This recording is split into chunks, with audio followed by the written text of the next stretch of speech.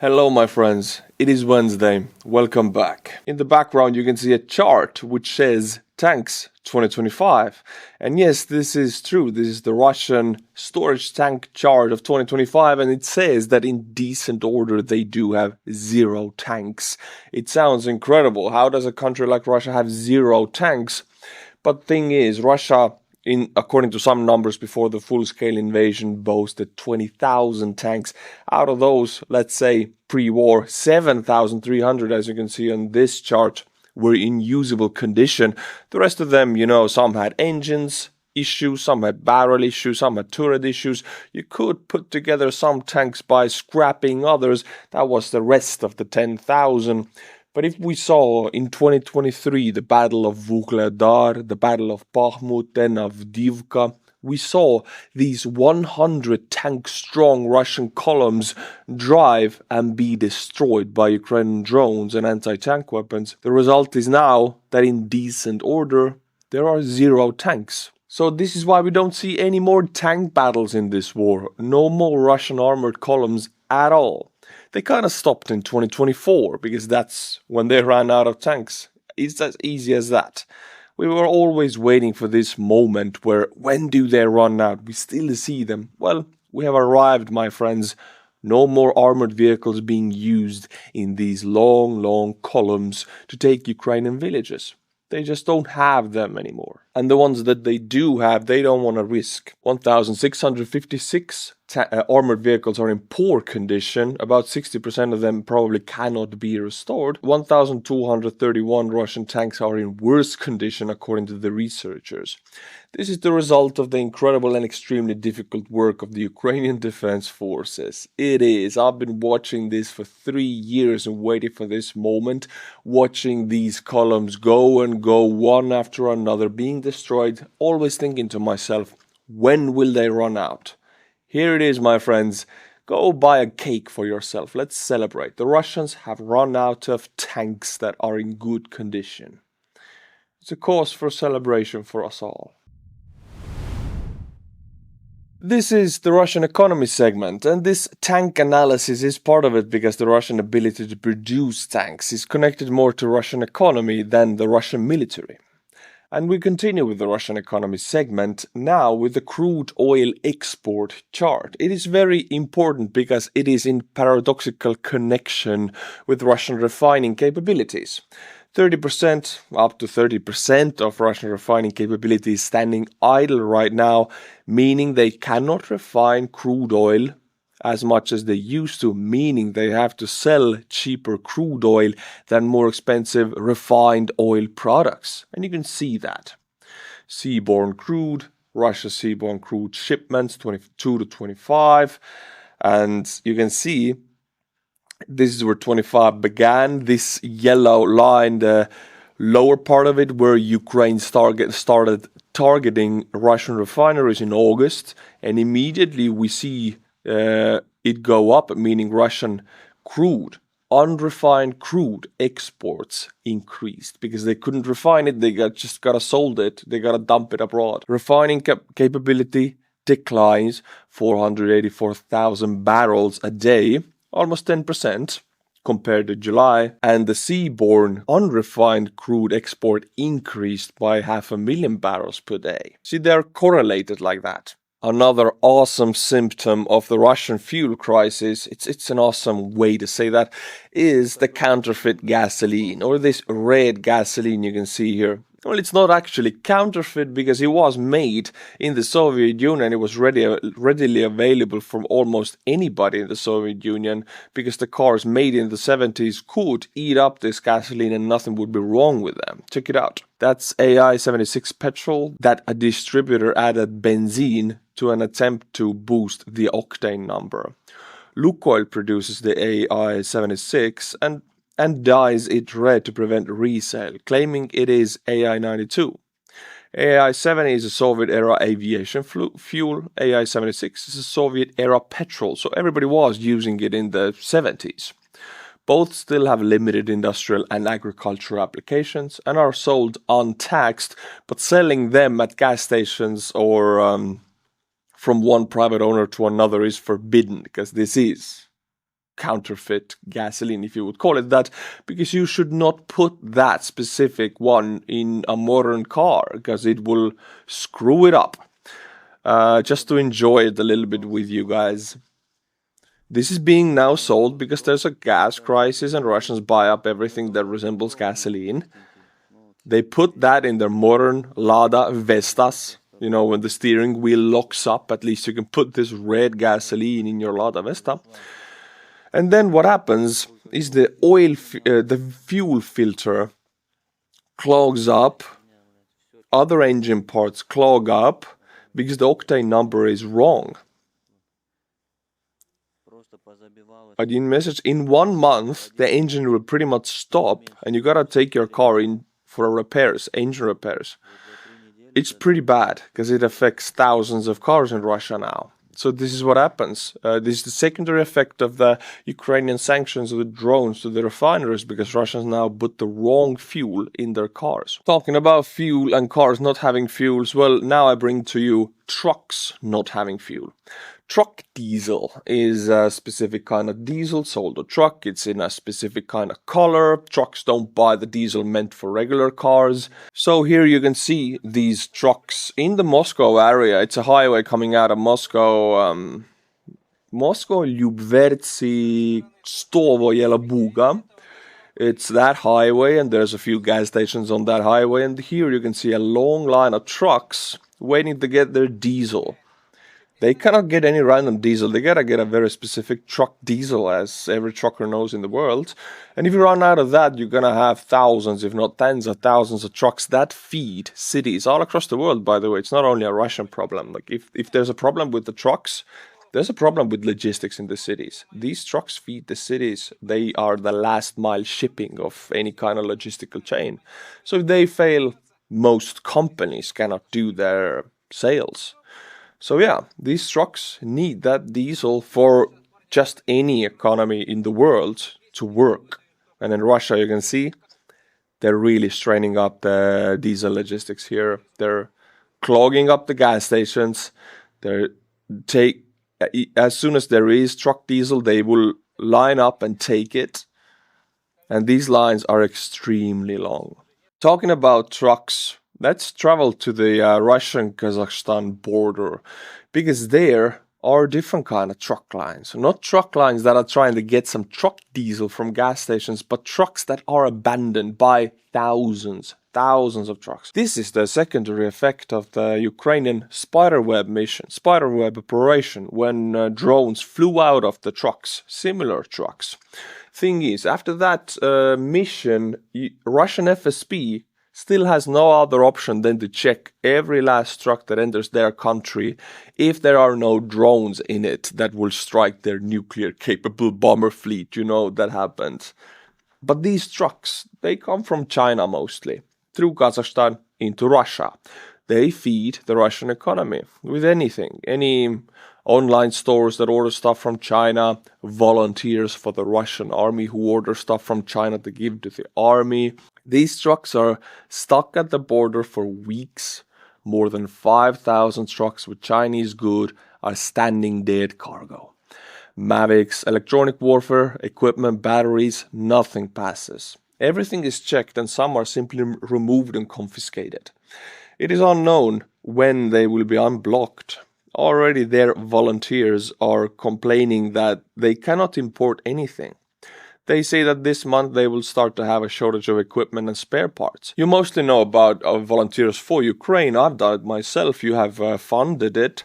But there's also these volunteer circles in Russia who fund certain units, and Russian army really relies on them. So if they cannot get their stuff from China because these trucks are stuck in the Kazakhstan border, it will affect the Russian army because they cannot get whatever they want, like Mavics and batteries and everything I just read to you. It's bad. Affects the economy and the army. And this is still, almost 1 year later, the secondary effect of the Spiderweb operation. Genius. Now let's travel to Belarus. I want to bring you Mr. Potato Head, aka Lukashenko, the dictator of Belarus. His proposed result that he is forcing through now in the government meeting to the Belarusian economy stalling and failing, because it is truly failing. It's standing only because of money pumps from Russia. His results for that is to ban price increases. Let's just watch the video and then we're gonna have a laugh. Do it so that people feel good, not as Nikolai Gennadievich says. Well, let's do it at the macro level. Listen, people don't give a damn about your macro level. Starting on October 6th, any price increase is prohibited. It's prohibited. Запрещается. Starting today, not tomorrow, today, so that they don't increase prices in a day. Then they will say, listen, we raised the prices of October 6th. Therefore, the price increase is prohibited starting today. And God forbid someone will do something retroactively on the books.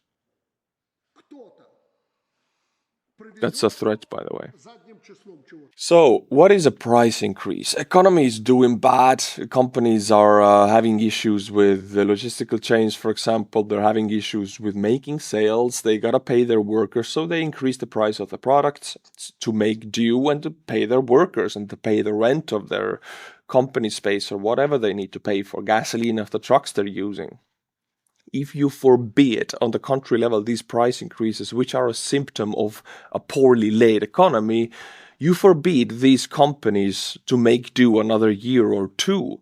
Basically, you just say to them, you will go bankrupt sooner because you cannot fight. You cannot keep afloat by increasing price and just getting more money somehow. You're gonna go bankrupt as soon as the first strains appear in your company. So in Russia, yeah, the companies are somehow surviving because they increase prices and still lay off some workers and yada yada. Lukashenko forbade all that. There's no price increases. If the company is not making any money, they cannot increase the price of the product. They will go bankrupt immediately. So for Lukashenko, who doesn't understand anything about economy, forbidding this doesn't solve anything. It just fastens the wave of bankruptcies coming up. But this is Lukashenko. I mean, that's the guy when COVID happened said, just take a shot of vodka and you'll be fine. That's all they did in Belarus. They didn't do any official COVID measurements as far as I know. So Mr. Potato Head here, I think he just fast-forwarded the massive wave of bankruptcies happening in Belarus. Well, it's beautiful. I'm gonna cover it. And just to illustrate more, I mean, this clip comes out of a Russian state Duma when they're discussing the Russian economy, which is not doing that good. The State Duma members, I mean, who are in the good position, they are getting gifts and everything. I mean, if you're a politician in Russia, you're just there to get gifts and take bribes pretty much. Because every decision will be made by FSB and Putin anyway. So they're playing chess. No issue at all here. Just playing chess. Let the economy tank. We're gonna get some gifts anyway. Playing chess, puzzles, talking to each other how to solve them, instead of solving the economy. But okay. I now bring you the summary of this segment, the Russian economy. And this summary I will read to you. I think it's pretty good and it comes from inside Russia. Russian blogger Atomic Cherry, I love the name by the way, argues that Ukrainian strikes on oil refineries will cause Moscow to perversely respond by forcing a reduction in consumption and the Russian economy itself. I quote now what the Atomic Cherry said. Refined ideas about the state governance imply the search for some highly effective symmetrical solution to any threat or crisis prospect. Strikes on infrastructure should lead to construction of defensive perimeter. Everything should be produced according to citizens' expectations to maintain their calm and well-being, necessarily organized and in the shortest possible time. Reality, however, is much harsher and more pragmatic. The reality is that you do not have the technical and administrative resources to, say, completely rebuild the country's air defense system. And the photo here is perfectly illustrating this. We have the Russian eagle of, Russian Empire, and on that is an air defense system on the roof of presumably a government building. It's basically a flag tower of the Germany in 1945. Or do you not have the ability to overcome geographical barriers, suddenly realizing, analyzing and forming the need for a modern fleet? You cannot change the structure of the economy from top to bottom, but you have to respond, right? And Moscow responds. But, I repeat, not within the refined ideas about such processes. The Russian authorities have taken a course to reduce the consumer economy and freeze the economy as such. And here it is, appropriate to recall the well-worn phrase. If a wolf gets caught in a trap, it bites off its paw to survive. Rising fuel prices, increased recycling fees, expanded fine bases, projects to reduce the work week, increased VAT and tax burden on small and medium businesses. Again, here is a Russian gasoline shortage map showing that majority of the Russian oblasts are now facing mild to acute gasoline shortage. All of the above should be seen as set of measures. Measures aimed at reducing consumptions, reducing the load on infrastructure, on the import structure, and generally the movement of funds and resources within Russia. And it must be admitted, this is extremely logical. Why spend assets protecting a vulnerability that can be eliminated by your own hands? Explaining in as simple terms with a practical example. Ukrainian strikes on objects such as refineries lose their military effectiveness because the Russian state minimizes the economic value of the refineries themselves, consistently implementing a reduction in demand for fuel, individual motor transport and population mobility as such. I just gotta open up on this a little. It's so genius how this guy Atomic Cherry explains it. It's so funny. Russian population needs fuel. They drive around, they go to work, they do their stuff. They just use the cars like any country in the world does pretty much. Ukrainians strike the refineries. So what the Russian state does is not defend the refineries, not figure out how to perhaps take out Ukrainian drones more, perhaps set up defensive perimeters or defensive crews around every big refinery. No. They pass laws forcing the population to use their cars less. That's what they're doing. Limiting the sale of gasoline, limiting the work week to make people go to work less with cars. I mean, it's working on the other end of the problem, other spectrum, not looking at the problem, but just tweaking something that makes it look like they don't need that gasoline anyway, because they don't go to work 5 days a week. Now they go to work 4 days a week, so they don't need that much. So Ukrainians can just continue taking out the refineries. It's a very Russian way of looking at problems. It's not result-oriented. It's a charade-oriented or illusion-oriented. I don't know how to put it in the other way. It's you got to know a Soviet mentality a little bit to understand this. But this is insane. That's what they're doing at state level. That is, there is no need to protect refineries or compensate for the consequences of their loss by purchasing imported fuel. Consumption reduction efficiently neutralizes all costs. As a result, the most effective weapon in the Ukrainian arsenal, deep operation strikes, begin to work for the new Russian economic model, paradoxical as it may sound. So what the Ukrainian drones are doing, attacking Russian refineries, well, the secondary effect of that is that Russia pushes a 4-day work week, reduced hours, reduced pay. They don't do anything not to protect the refineries, but to reduce the need for gasoline, because that hides the problem, because it's just a Soviet mentality. That's how they do things in Russia. So by Ukraine striking these refineries, they're able to just turn the entire economy upside down. Reduced hours, reduced pay, reduced work week, reduced output, GDP falls. Like, this is insane. And it's not the Ukrainian drones doing it. It's the state Duma passing these laws, not looking at the real issues. It's so crazy. The secondary effects of these strikes, like the Operation Spiderweb, are so vast and big, and the Russians are increasing them, making them even bigger than they need to be. My friends, I am watching closely how Ukrainian drones decrease Russian fossil fuel revenues. I would like to see those revenues drop to zero. This brings me to today's sponsor, Fume Zero. It's not a vape, it's not nicotine, it's not a nicotine patch, it's flavored air, natural, clean, and satisfying to use when I catch myself reaching out of stress or habit. You just draw through it, like this, and taste the bland-based flavor.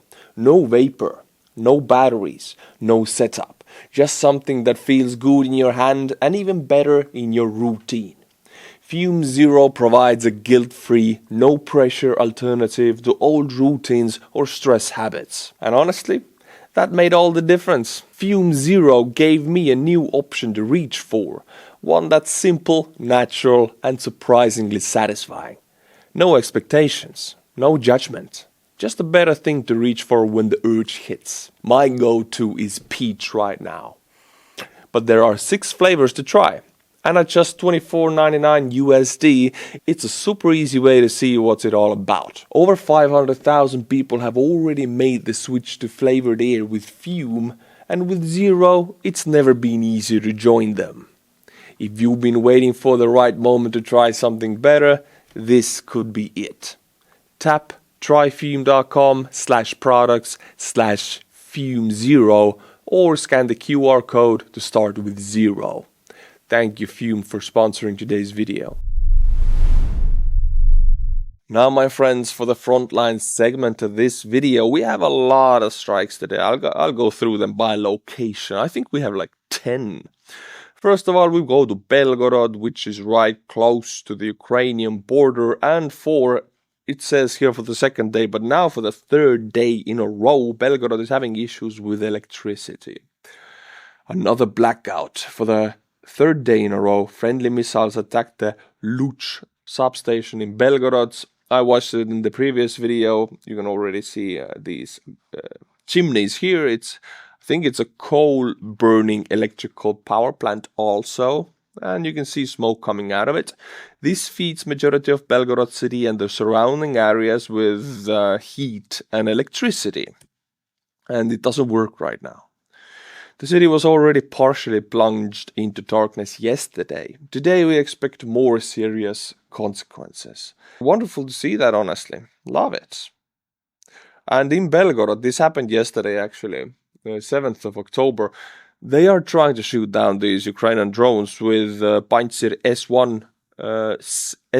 SAM system. Footage of the strike by the Pantsir-S on a multi-story building in Stare Oskol, Belgorod region. So they're trying to shoot down the drones, but hey, what happens? Well, they hit their own high-rise apartment buildings because it's a Russian air defense system, and that's what they do. That's how it goes usually. Boom. Okay, let's travel to Crimea, because yesterday it was crazy in Crimea. This footage came out, it was 2 days ago, 6th of October. This came out 6th of October, and Ukrainian drone struck it, and now it goes up in flame, making this beautiful barbecue. Wonderful footage. A massive fire has erupted in the largest oil terminal in occupied Crimea. The blaze can be seen from dozens of kilometers away. Fuel shortages in Crimea have already forced authorities to cut public transportation routes. The deficit now reaches 56% of the demand, and gasoline is being rationed only 20 liters per person.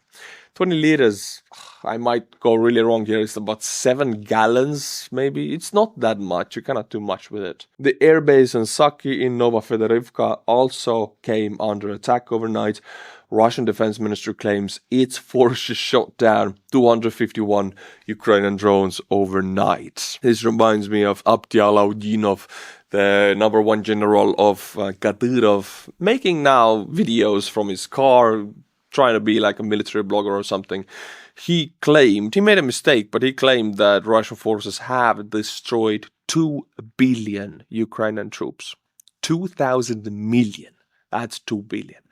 There's like 8 billion people in the world, so 1/4 of the entire world's population have been destroyed by Russian forces in Ukraine, said by Abdel-Alaudinov, the #1 general of Kadyrov. That's the people who run things in Russia. So let's see the moments of the eruption. See, this is very Star Wars-like. They are shooting down the drones very effectively, as we can see. No explosions as of yet. Good job, Russian air defense crews with tracer rounds. Nice. Well done. Oh, they missed. I guess they were shooting in a completely wrong area, because in another side of the sky completely, this oil terminal now makes a beautiful midnight sun. Let's travel to Nizhni Novgorod now. It's another location where Ukrainian drones visited, and as you can see on the map, it's one of the Russian cities actually east from Moscow and a little bit north. I'll zoom in it for you. Nizhny Novgorod right here, it has a quite old old town, historical old town and everything. These people are not used to having drones fly around because they're east of Moscow, but this is the night they had today. Can you hear that? I love to hear that sound from videos coming out of Russia. That's the sound of freedom for me. Wonderful. We're not even halfway yet. Now we go to Dzerzhinsk. Cool name. One of Russia's largest explosive producers. I mean, this is a Sverdlov plant in Dzerzhinsk. They make charges for artillery, aviation and guided bombs. And they have been sanctioned for forever, pretty much, by everybody in the world. And everything is exploding in this video, which is always a nice thing to see. And I just want to show you the location also. This is also east from Moscow. So Ukrainian drones were flying hundreds of kilometers, close to 1,000 kilometers into the Russian central lands and dismantling some military plants there. Now we go to in another Russian town, Yekaterinburg, and you can see this area, this house building, this building area is burning with a bright flame, and the video says that the roof collapsed also. Firefighters already present, but this is a massive fire. And where is it? This is the Uralsky turbine Zavod, meaning the Ural turbine factory. The name already says this is damn important for anybody who uses turbines. Right next to the store, okay. Very okay. But yeah, you can see this area is massive. Actually, it is a massive factory.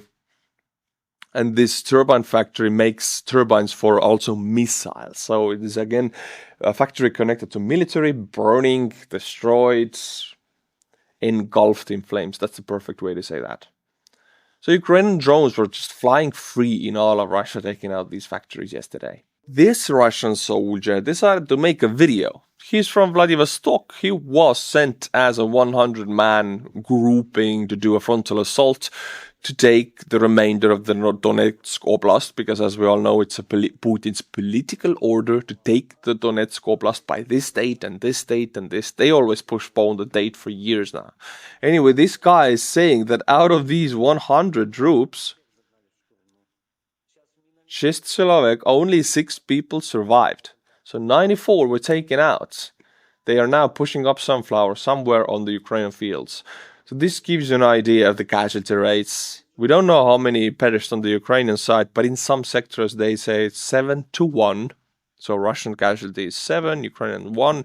In some sectors it's 1-1. But in some sectors, specifically in Donetsk, it's 7-1. But now I want to talk about the sectors that it might be closer to 1-1 casualties. And this is happening not in Donetsk, but in the southern Dnipropetrovsk Oblast, Pokrovske. Let me draw a little bit just to make these things clear.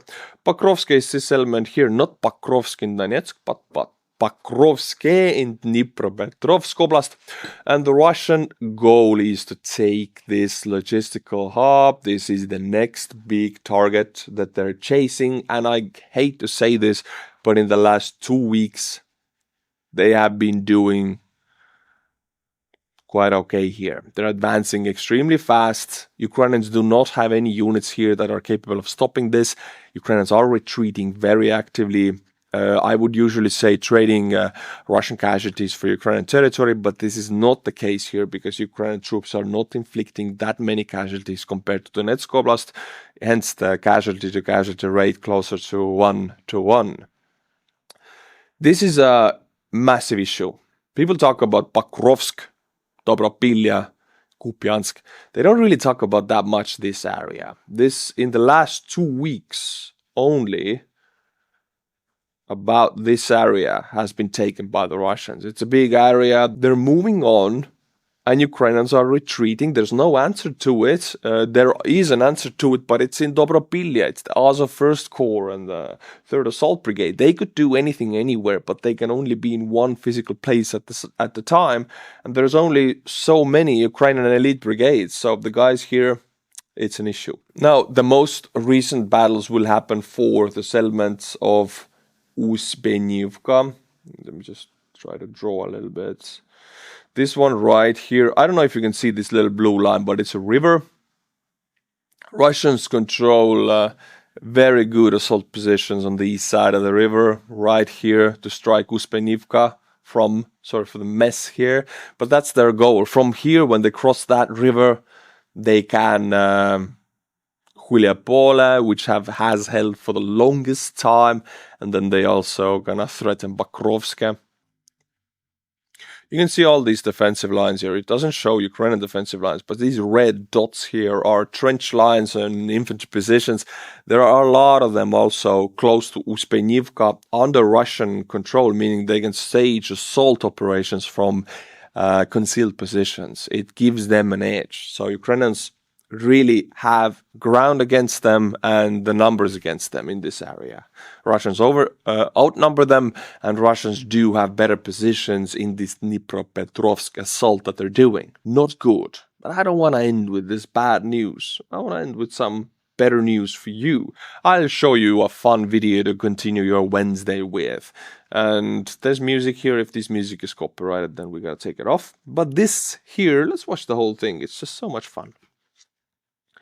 This is a Ukrainian Baba Yaga drone.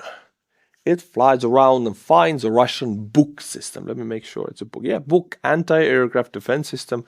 Right here. It's like, whoa, nice Buk. I like it. I want to ride around in it. So it lands itself on a moving Buk. How the hell do you do that? That's a good operator there. It landed perfectly, no problem, just smack in the middle of the missiles. Hey, we're driving around in a Buk. It's a Russian taxi, a Russian air defense taxi, taxiing us around in Russian positions. Wow, that is very nice. Looking at the beautiful countryside,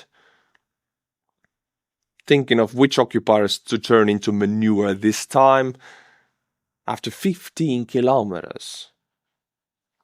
Now they stop at the company positions, because air defense, of course, defends the company leadership. And you can see different guys going back and forth, talking about stuff, yapping, doing their own stuff, speaking Russian, which is pretty much swear words and vodka only. And now they discover this drone. So they're like, what the hell? Everybody take photos. It's a drone. It's a Ukrainian drone. Damn. It's like a bunch of monkeys discovering a mirror in a jungle, Discovering this drone, banging it around. This is a new kind of technology. What are we going to do with it? More photos, more photos. Everybody make photos. He's banging it with a stick, because that's always what you do. If you're a Russian, you see a explosion, explosive drone, a mine. I've seen it so many times. They always bang it with a stick. Sometimes it explodes, sometimes it doesn't. Doesn't really matter. You're Russian. Bang, bang, bang. Skeet, skeet. But now the drone got pissed off because some Ukrainian territory needs to be liberated. Bada beam, bada boom. Run. Look at them go. I'm guessing this is the company leadership, because the book, arrives at the leadership location. This is good. Okay, I want to end with this funny news because you gotta have a good Wednesday. You need to. Everybody needs to. I enjoyed this. I hope a lot of stuff like this comes out. My friends, this was a Wednesday's video for you. I will bring you Russian economy, some international news, and frontline news on Friday also. Until then, subscribe to the channel to be notified when I upload. And as always, Slava Ukraini, and bye-bye. Thank you, Fume, for sponsoring today's video.